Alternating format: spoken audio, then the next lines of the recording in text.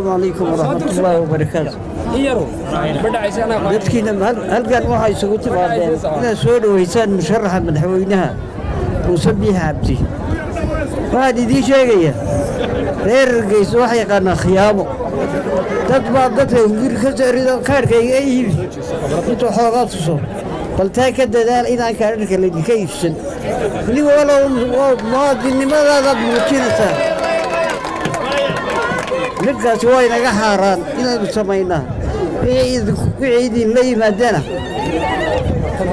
afka ciidiga buuxiya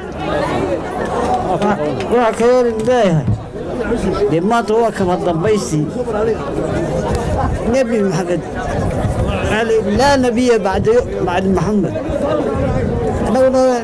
لا سيدة أنا أقول قبل سيدة هذا لا نبي بعد محمد لا مشرح بعد موسى وإيمان